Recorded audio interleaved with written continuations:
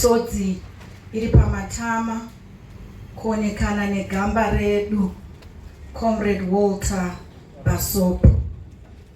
Tarasikirwa nemunhu akange akazvipira, munhu akanga akangwara uye akanga achida nyika yake nemoyo wese.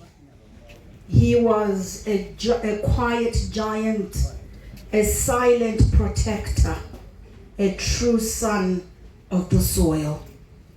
Comrade Basopo, you fought the good fight.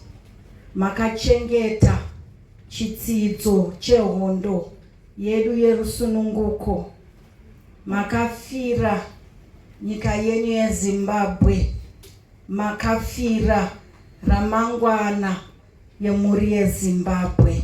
He was a results-oriented man, and paiti pakasabuda result yavaida, ndipo pavainyatsoona kuti iyi mhofu panapa unogona kutungwa nemhofu.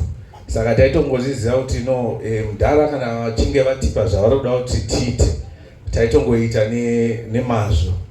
Basopo anga ari munhu aivaka nyika yake nokuvaka vamakomrade. Hapana musi wanakaziva kuti Basopo akatuka munhu. Takagara tese kukasimure, takazobva tese akaenda kubiri, ndikaenda pane manengasi. Aikuti mudhara rima, wenda wachembera enda unorima.